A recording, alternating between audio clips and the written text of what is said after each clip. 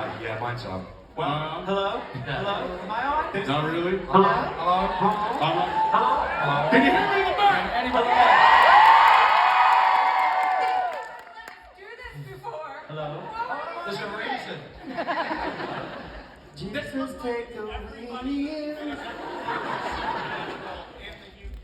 You have the your microphone, Misha.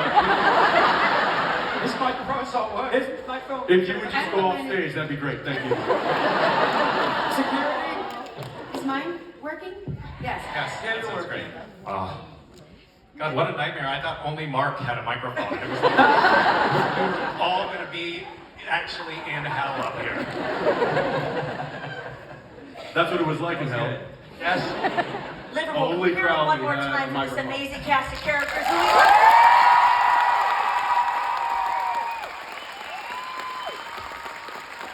So what, is it 1 point if you hit them and 2 points if you hit them? pretty much, yeah. That's how it goes. Amazing.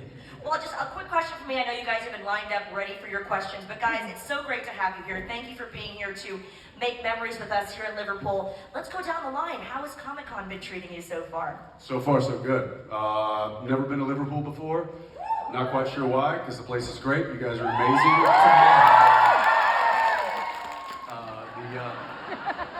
Hey, calm down. All right. It's it's beautiful to see the turnout. Again, this is the first time we've done, or first time I've done this event, and couldn't be happier. Thank you so much for turning up and giving us a reason to be here with you. So.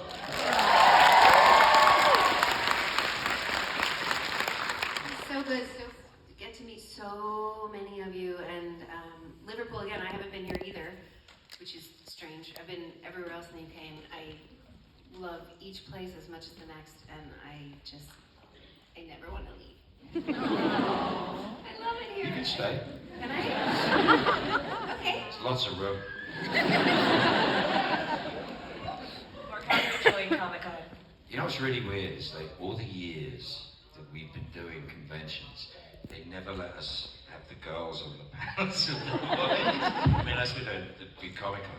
So the first person I'll speak, and it's like Jared or Jensen or Misha or whatever, and then me at the end, the voices get deeper. So it's like, I just go, They also get deeper as the panel goes on. yes, we get into this. So it's like, Just as the seasons went on, all the voices. But it was like, no, so there's your voice, and I'm used to your voice. I'm like, the familiar sound of Jensen Ackles' voice. And then, hi, I'm so happy to be in the room. I don't know, I'm going to see what I can do. You're Scottish, it doesn't count. What? What do you think, DJ? I've had a great time. I think the accent here is so dirty and sexy. I'm a hot guy who's gonna wreck your credit. Which is because they're all actually really Irish. I love it. There you are. There you And are. it all turned against us. I realize I worked in Liverpool 20 years, but I'm still only 25, so I don't know how that happened. But I have such fond memories of Liverpool, and it's just been great. And yeah, I agree, the accents are just the best. Oh my God, I'm not it's going to so do it. dirty, I'm not I gonna love try. it.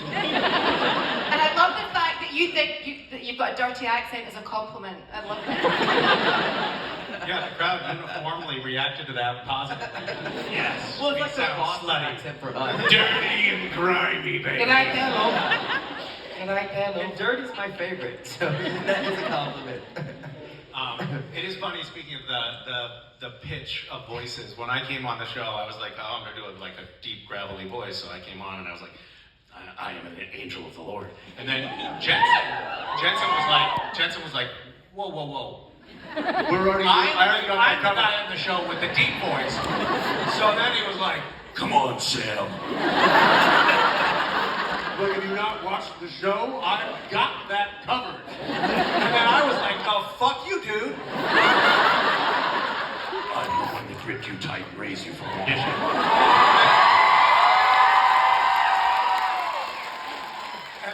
And then of course, Mark comes on the show, and he's like, hello, boys.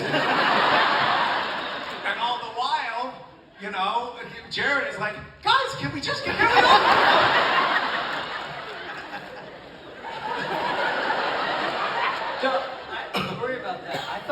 fucking with me because I'd never seen the show when I did the show. In rehearsal, you weren't doing that. You weren't taking it to that level. DJ, we were fucking with you. That's This whole thing's been fucking with me. No, but we rehearsed together. You had my first ever scene, and you did it in kind of your normal voice, and then you were like, and all of a sudden, and I'm like, is this guy fucking with me? The furniture starts. But you weren't. They put the four of us together, and it was like a disaster. You just see Bob go. How low can you go? Well, guys, I could fangirl up here, but we know that this is Monopoly events. We're by the fans, for the fans, so let's take it to the fans. What do you say?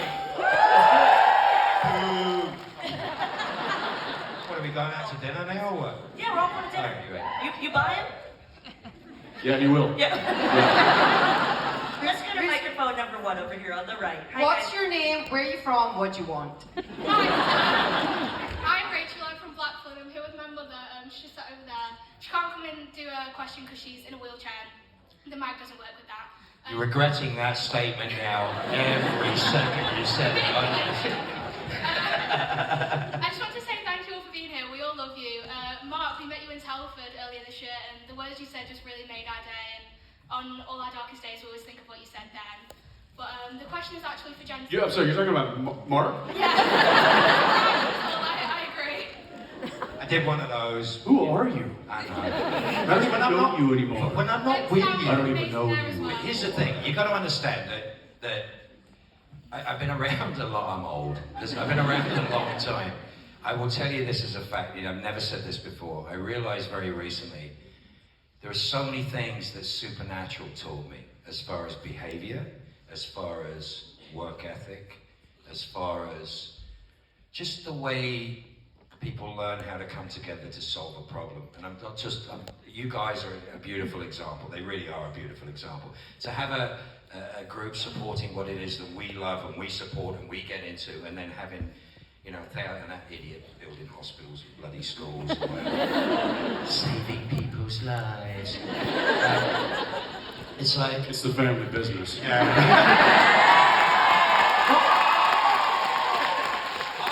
about bickering, arguing, and killing people, which is way more fun.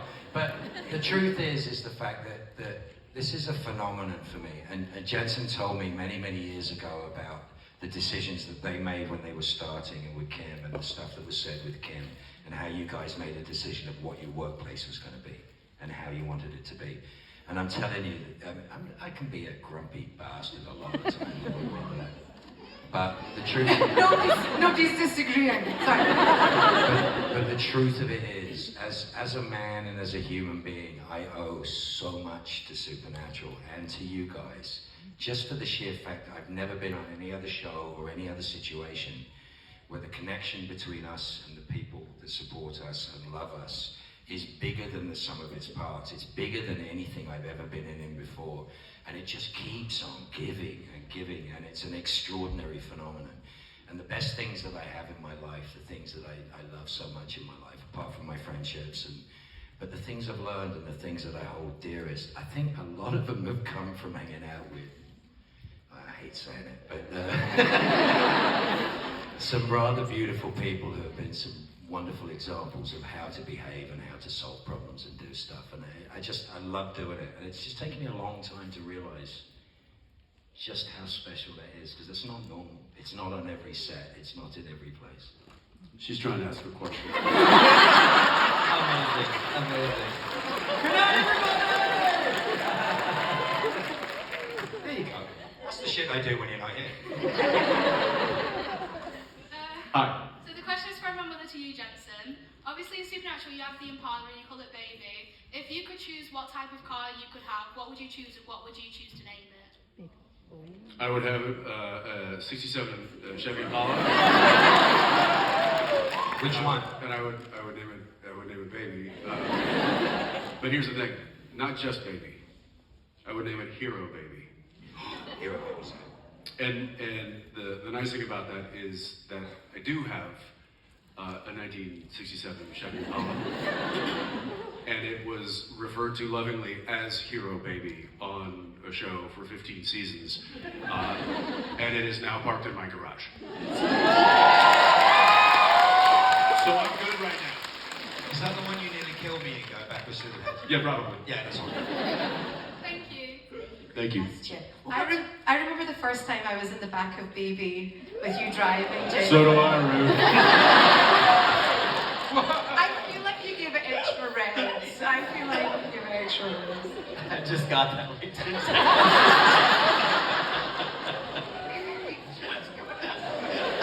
Anyway, next question. We'll go to microphone 2 here on the left. Hello. Hiya, my name's Natalie, I'm coming from Wolverhampton. I'm sorry. Unfortunately.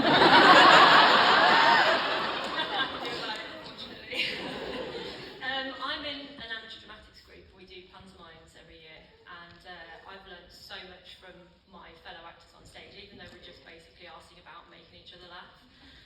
You guys are all absolutely brilliant actors. What have you learned from each other from being on the show that ran for 15 years? See, so what I said made sense. Clairvoyant. In an acting sense. I learned from Jensen how to be on a set. He's such a great number one. He sets the tone. And when he's directing, it's the most peaceful the set ever is, isn't it? The crew are just like... I wasn't in your episode. Do you know what they did to him when he was directing? Do you know what they did to him? I know what they did to him when he wasn't directing. I don't know this. Tell me. Okay, he got pied like a gentleman by Jensen. Beautiful pie shot on the thing. Jared hit you with a pie so hard, I think he broke your nose, and it took 45 minutes to do it. You shredded his script 3 times, right? I mean, it was like, the worst was when Jared looked at me and goes, "Hey, Shep, what do you think his car's worth?" They killed you. You got, oh, you were great. Him, he was terrified every minute. What did you learn, Misha, from Jensen? That wasn't a question.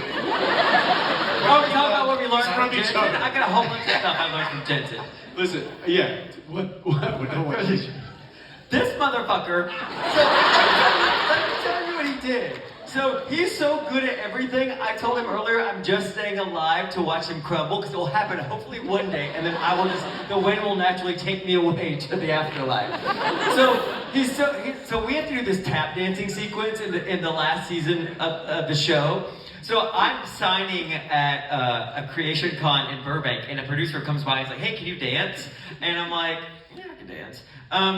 But so then I get up to shoot the episode, and they show me this 3-minute choreographed tap dancing sequence, and I'm like, if I grew up gay in the South, if I could tap dance like that, I would already be dead. I never would have made it out alive.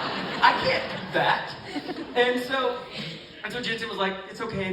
So they only scheduled 1 rehearsal for us, and you're like, we're gonna have much more than 1 rehearsal. It's gonna be fine. Me and you together, we're gonna be able to do this. He gets off work 15 minutes before I do. Get to the studio, the stage, like the dancing people, 15 minutes before I do. I get there and he knows it already. He's good at everything. It makes me want to kill him, but I do love you. Because he's an android, if you look closely, his wrinkles are symmetrical. He's not human. It's shocking. I love you so much, but I want to hurt you sometimes. Slam. When I learned people are like, something are you from- guys really a family? I'm like, yeah, we are. I learned an acting technique from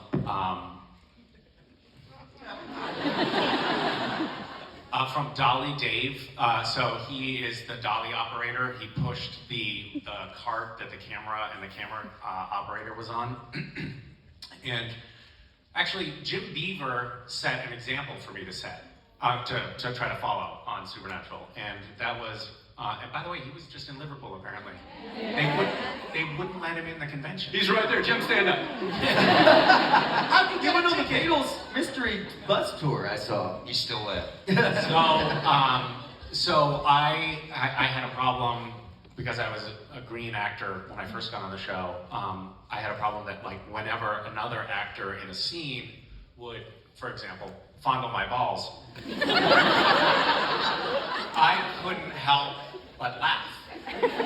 And Jared was almost in every scene we were in together. Like I'd go through the script first. Every time a new script came out, I'd skim through, being like, "Shit, there's another scene with Jared, another scene with Jared," because I knew he was just going to torture me, and I was constitutionally unable to not laugh when I was being fucked with. So I would watch Jim Beaver, and he was just a stone. It was incredible. I mean, obviously, the man has no feelings, but it was an inspiration. And I was like, that's what I want to be like, even if I have to be lobotomized to get there. And then, but like 2 years went by, and I was still a mess. And then finally one day, Dolly Dave came up to me, and he's like a soft-spoken guy, very smart, always on set with us. And I was a scene where Jared and Jensen were both torturing me. And I was laughing and laughing, and I just wanted to get through it. And he said, "Misha, can I just tell you an idea that you might want to try?" And I was like, yeah, what? And he said, "Well, when they start to mess with you, just try thinking about how much you hate them." Because that's what Dave has been doing. Because that's how Dave gets through the day. Anyway, it was very effective.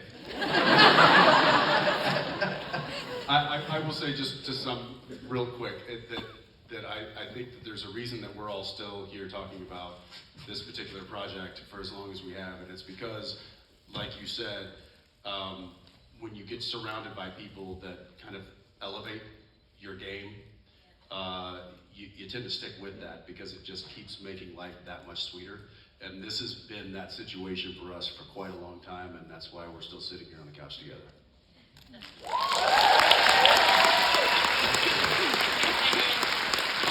Great question, thank you. We'll go up to microphone 3, up at the top on the right. Hello.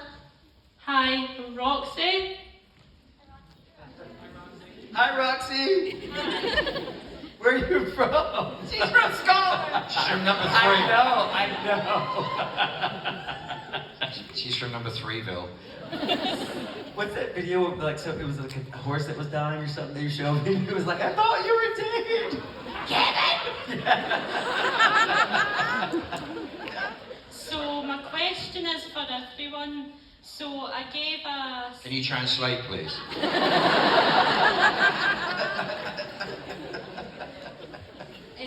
I gave a CD I made to Misha and Jensen, so I was wondering what's your favourite band or song? Hold on, Ruth, translate for us.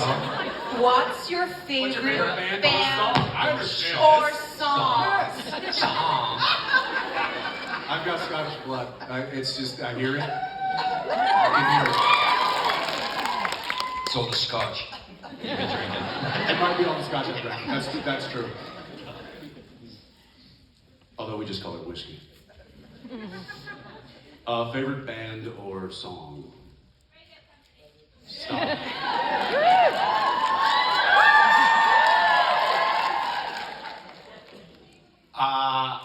I think I might say my current favorite band is the Beatles. Well played. I did that for Mark because Mark hates the Beatles. Do you really? Love John Lennon. And Strawberry Fields. I thought you were messing around. You really hate the Strawberry Beatles? Fields is here in Liverpool, so there you go. I've been here before, you know. I played Eric's, I played when it was Brady's, I've played here many, many times. Yeah, many times. I'm going to say Loud and Swain. Yeah. When you've got to, don't you? And then Beatles. Who are you going for, Jensen? I don't know, Sam and I were just discussing, it's like, that's such a loaded question because, you know, there's so many, and I know for me, music is such a huge part of my life on a daily basis. Like first thing, like I'm driving the kids to school, like I'm trying to set the tone, I'm playing DJ, I'm trying to set the tone with the music, and each day is different. You know, some days it's classic rock, some days it's hard rock, some days I let my daughter take over and it's just nothing but Taylor Swift. And then some days I take over and it's nothing but Taylor Swift. So that's hard. That's hard to. Yeah, it really depends on like where you are, what you're doing, the mood you're in, and how you're feeling. I do know that there is. I'll tell you that there's a song that I've just learned to play on the guitar that I've been singing because to myself because that's what I do. Like when I need a little break, I'll just escape off and I'll pick up my guitar and I'll just fiddle a little and that's not fiddle a little. The skittle. You go too quickly. I could hear it. I could just hear the brainwave. And it's a song called "Wondering Why." And it's what's the name of the band? The Red Clays, It's I don't know. Look it up. Give it a Google. What? Sing.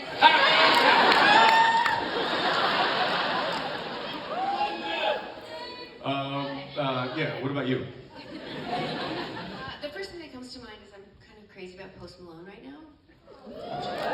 Yeah, but then I also listen to everything from like Mozart, if I'm in the car alone a lot, to I love the Eagles. They probably might be my favorite band of all time. And then driving to school or driving from school, I'm not allowed to choose any music. My son, if I'm lucky, will put his music on the car. Otherwise, I have to stay quiet while he's got his AirPods in. I'm like, You got it all wrong. I do. Well, actually, what happened is I'm like, no, share your music with me, and I'm like, that's giving me an aneurysm. But he's God. No, but then he's like, you'll like this one, and he's right. He plays an artist called NF.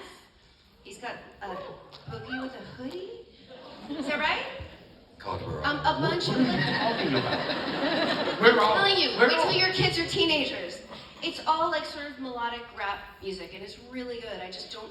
None of the names sound like words. So a variety is my answer. The Schadenfreude for me is that I literally, I'm a musician and I've made records since I was 15 years old, and I sold a few records and I played some big gigs and did big tours. And the first record my son did has 800 million streams. Just produced Miley Cyrus's last record and he's working on our next one. And I'm like... He's like, was this hard for you, Dad? And I'm like, this is easy, Pops. He's going, oh, it's just great array. It's just jazz, basically. He's playing me stuff with her singing, and she's singing like Aretha Franklin. Like the girl has got pipes like I've never heard in my life. But it's mind-blowing to me. And it comes from the same thing you just said. It comes from exactly what you both just said. Is that when he grew up, he was listening to Al Green and Van, and he's got this thing of music, and that moved into Coltrane, and that moved into stuff that he loves. And now he's making huge commercial pop records, but it's all coming from chords and stuff that he came from listening to Zeppelin or listening to anything that we all love. So it's transcendent to all of those things. What about you? DJ, I want to hear yours because then I have to go. So It's Taylor Swift. You need to get out of here. You have to go. I love Taylor Swift. I actually know nothing about Taylor Swift. You have to leave. Ruthie. Ladies and gentlemen.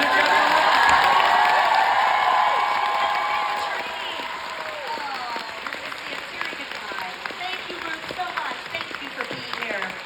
Is she not stunning?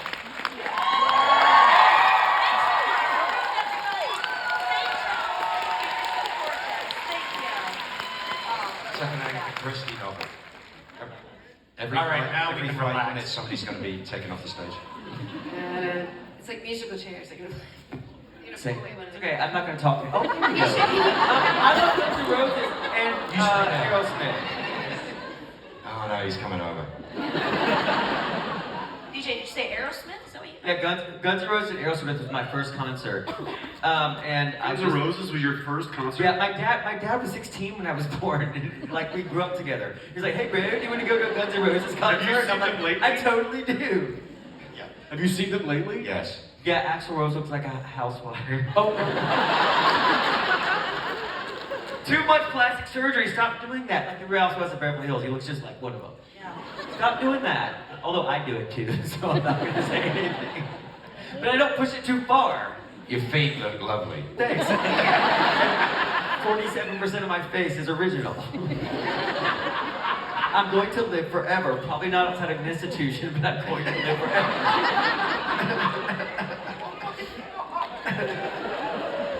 I'll visit you.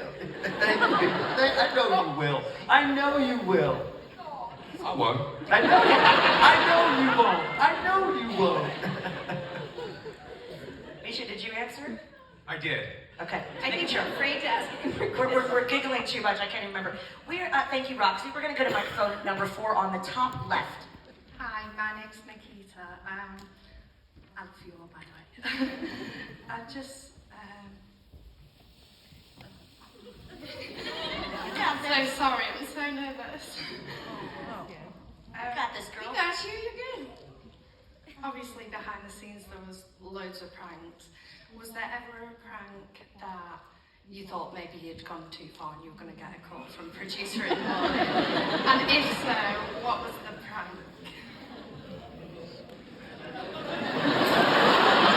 Everyone's looking in the same direction. How much is Misha's car worth is pretty close to... Oh shit. I'm looking at you, Jensen. I mean, I would say one of my favorite pranks.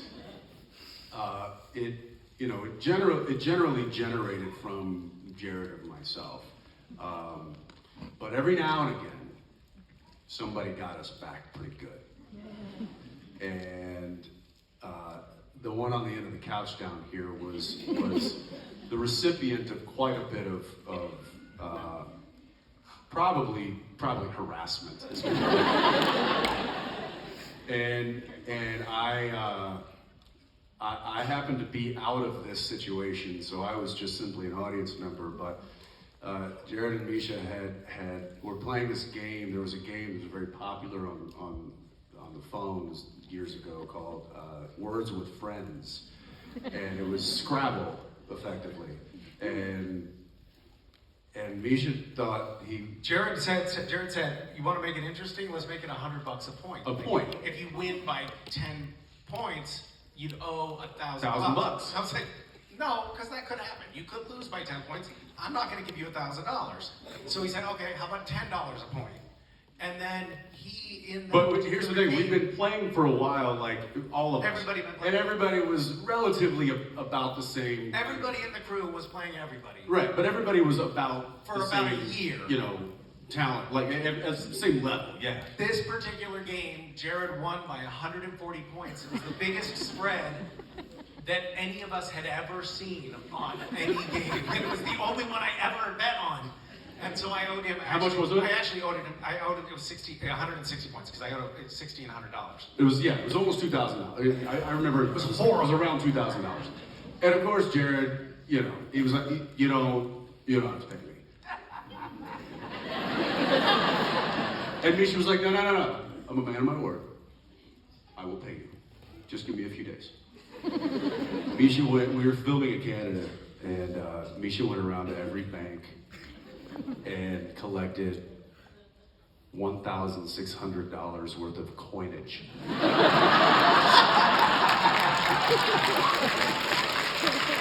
And he filled up 5-gallon buckets with coins and drove them to work. And then while Jared and I were on set, proceeded to fill his trailer with a foot deep worth of coins. Pennies, really. And Jared came back and there was 1,600 U.S. Canadian dollars, I think at the time, worth of pennies. And I think they heard the expletives from Jared a few provinces over at that point. But I was really proud of Misha in that moment. I was like, you saved him up, didn't you? You saved him up and you won this one. Yeah. They didn't used to do me because I sort of had the air of I'm an old, grumpy old man and I might sue. We did your trailer once. Yeah, well, it was the girls did my trailer and I walked in and the bit that got me is I walked in and there was 750 pictures of Misha in my trailer. my first thought was, oh shit, who's going to have to clear this up? Secondly, was like, oh my God, there are so many unsold Misha comics. Poor bastard. I swear to God, I kept the one in my toilet for target practice. And I did find one a year later in my microwave, which I never used. I'm like, it's the same picture. And they oh God, they duct taped a camera to the inside of my door. And they expected me to like lose it. I thought it was hysterical. I thought it was brilliant. I was like, Jared wrote something rude on the back of my car. And I went to Jared and I went, if you scratch my paint, it's going to cost you $6,000. And he went, sorry. It was really easy to deal with it. Stop. Okay. No. DJ, did you get pranked or harassed? No, it's just like they're not fun to be in a coma around. Like it was very hard to play coma around Jared and Jensen because they're gonna fuck with you, like squirt you with water, or like Jared was like they were like, now we're gonna do footage of DJ in a coma. Unzip his zippers. The zippers are like 4 feet long. Right? Or like I had to take my shirt off and Jared said he was gonna come to work and do jumping jacks or like push-ups behind me. Because I was like, I'm not eating bread this week, so I have to have my shirt off in front of you motherfuckers. And he's like, well, I'm gonna come and do push-ups behind you. It's like that kind of stuff. But and then Jared once I walked into a scene with these guys and they were looking at like a coroner's report, and I had to take the report and look at it and I asked for it from you, I think, and I get it, and then I look through it and hand it back because I don't know what it means.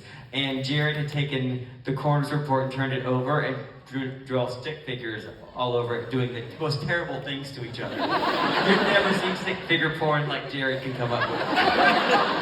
But the thing is, I was just like, I won't let you break. I'm not gonna let you break me. No. He broke every time. But here's the thing though, when I break though, it's over. And then the people that broke me get mad at me. So it's best to not break. Misha kicked us off set at one point.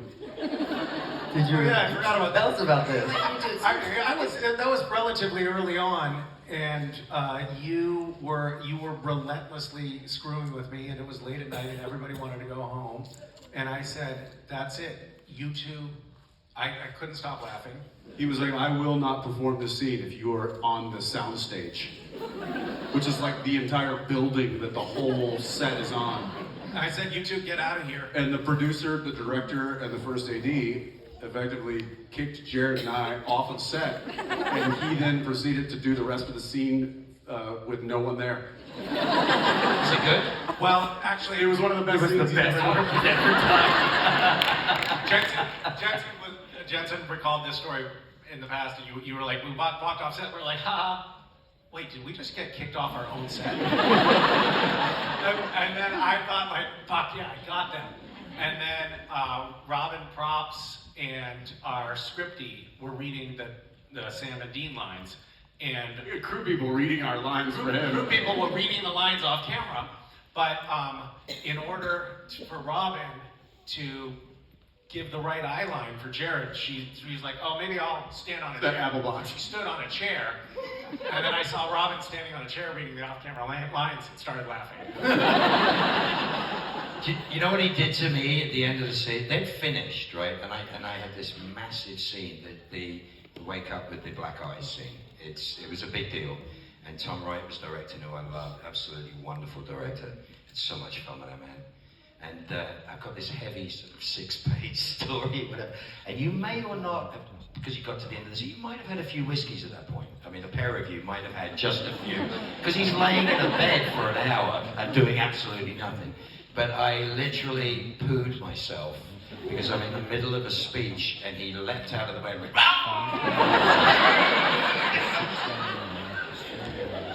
yeah. So yeah, they could get you. There's a fine line,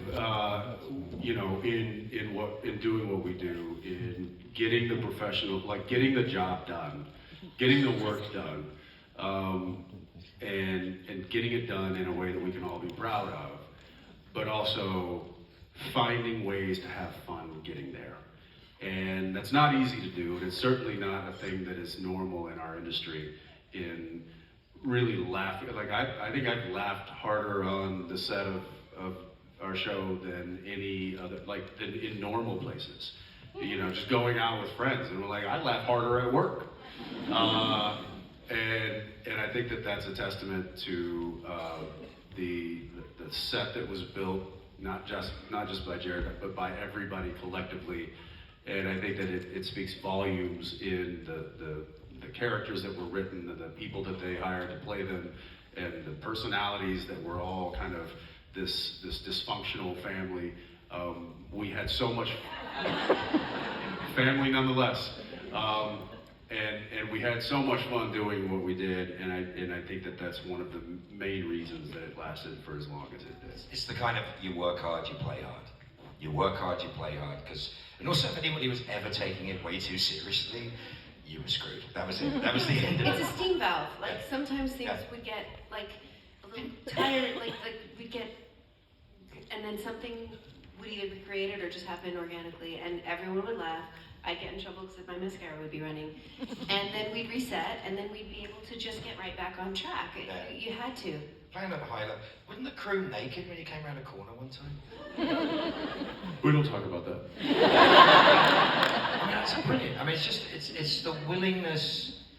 I mean, when we did the end of season 8, which is like my favorite thing I think I've ever done, ever as an actor, which was, 2 days of us being in that room, doing what we do, and it was the top of the game. I will tell you this, that crew didn't make a sound between shots for 2 days. They have a right to make a sound, they have a right to talk, they have a right to live, and they didn't make a single sound, and we worked solidly for 2 days and did some of the best stuff we'd ever done. Certainly the stuff for me and Jared was made. Yeah, because everybody knew when it was time to lock it in and lock it up. Everyone did. And then when we didn't have to, we really messed around. We really messed around a lot. But it's a phenomenon. It's not normal, and I don't know. It's kind of a beautiful thing. And the further I get away from it, the more I miss it. I truly miss it with all my heart because it's a special thing. But I hope that in anything that I do, I get to carry a bit of it with me. Because it's a lovely lesson. Speaking of locking it up, when this way.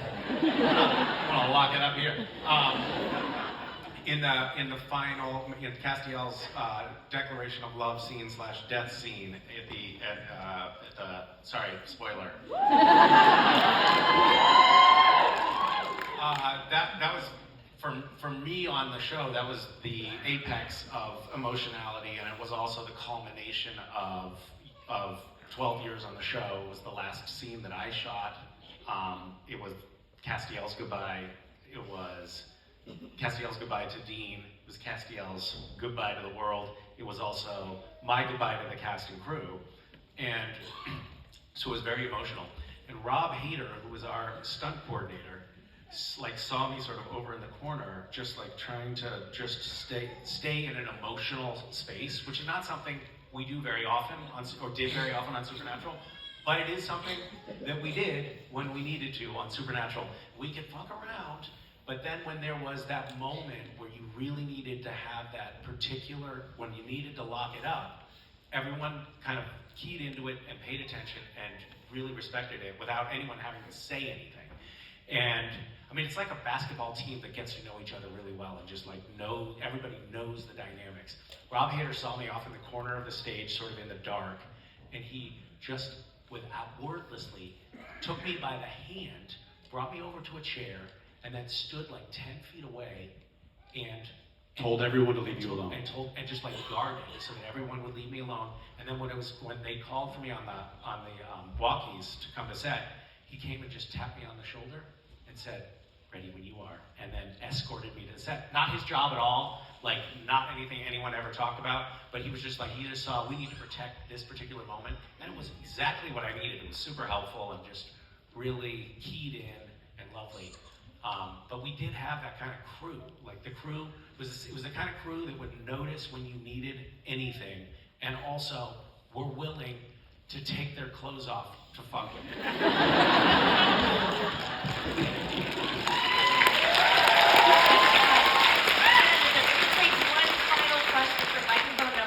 Here, guys. Thank you. Hi guys, thanks for coming to Liverpool. You guys mean so much to me. My question is for Jensen and Misha. I just wanted to know when you first. Sorry, Mark. I just wanted to know when you first met in 2008. What did you guys think of each other? Oh, I can't wait to hear this.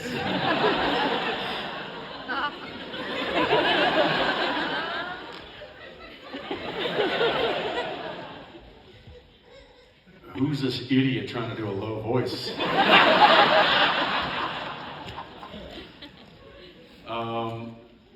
Obviously, I mean, I didn't know what the plan for this character was at that point. Just knew that there was somebody new coming in, going to create some waves for this particular moment in the story. They had not taught. They don't, and I don't even know if they knew. I mean, they were just like, hey, we're gonna bring you back from the dead, and it's gonna be because there's an angel, and then he's gonna reveal himself to you, and it's gonna be like, holy shit. And that's the whole story of that season. I don't think any of us were supposed to stay more than a minute. What? Yeah, I wasn't either. This was supposed to be the Jared Padalecki show. Thought it was. Well, he thought it was. Still does.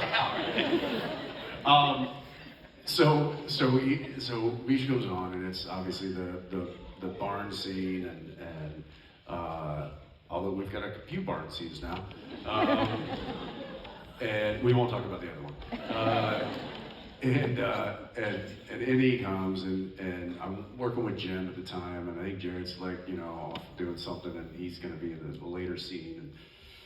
And I think we've told this story a million times, but the first shot of him coming through, and the lights are sparking, and he's, you know, walking there, and he comes up and he says it,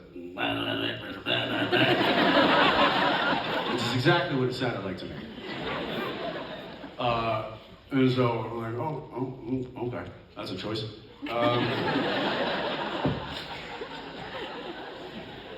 And a few moments later, walking back to the trailer, and Jared catches up with me, and he's like, hey, how's the new guy? And I'm like, shh, he's right there. And he was sitting at the end of the grip truck, which, you don't do, because that's where they load in and out all the equipment, and he's sitting on the lift gate. And I guess nobody, but he's like all kind of like, maybe mumbling his lines or something, and I'm like, there's the freak. I don't think I said freak. I can say it now, but I didn't. I was like, that's him right there. And Jared's like, is he not? I'm like, I don't know. I think he's kind of in his character right now. He's making some choices. He's like, are they good choices? I'm like, jury's out. Jury's out. At this point, we're not sure. And obviously, like as the story unfolded and we worked more together, I still was wildly confused and still am today. and how, no, it was, he definitely didn't come on, and this was something I'll give you credit for. He didn't come in trying to make friends. He came in going like, yes, I did.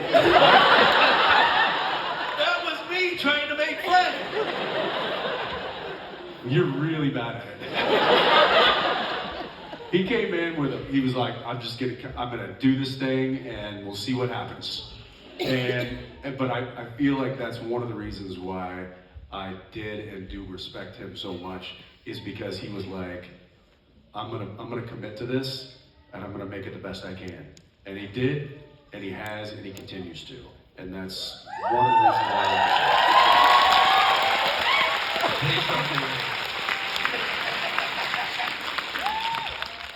Well, guys, we could sit up here and fangirl for longer than we have time for, but we have to let them get back to the autograph area. So any final words for your adoring fans in Liverpool? We just want to say thank you for making memories with us. But any final words, guys? You have the floor.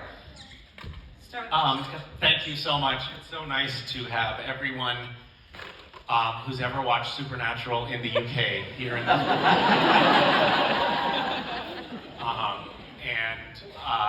We're very grateful that you show up and that you show us so much love, and hope that you know that it's reciprocated. We can't wait wait to see you again.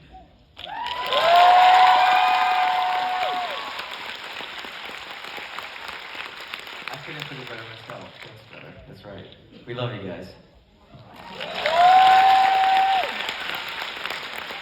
There's a reason why we come to this, and we've told you this many times, and it is the most extraordinary experience. We love you very much. Our lives would be very different without you. They really would be very, very different without you. Thank you for sharing Supernatural with your friends and your kids. It just keeps on going and keeps on going. And it's the most wonderful, wonderful experience. We love you very much. And you've made such a difference to us in our lives. And the fact that we get to travel and see your beautiful faces, it means the world to all of us. I know that as a fact.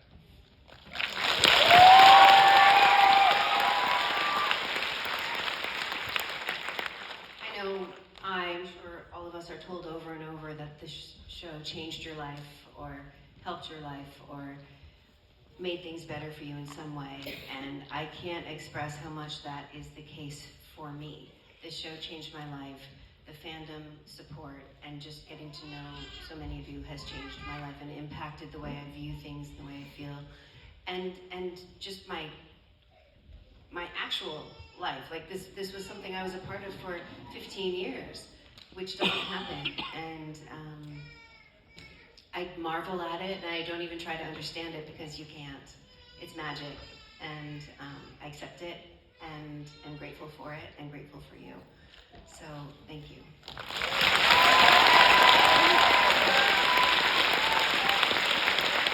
Yeah, look, thank you for coming. Thank you for giving us a reason to share in something that we love so dearly, that is so special to us. But it really is special to us because it's special to you. Without you guys, this doesn't happen. This is a, when we say family, you are incredibly ingrained in the fabric of what that means. So thank you for being a part of that. Thank you for bringing us here. We will continue to follow you if you continue to have us. Always. Love you. Thank you.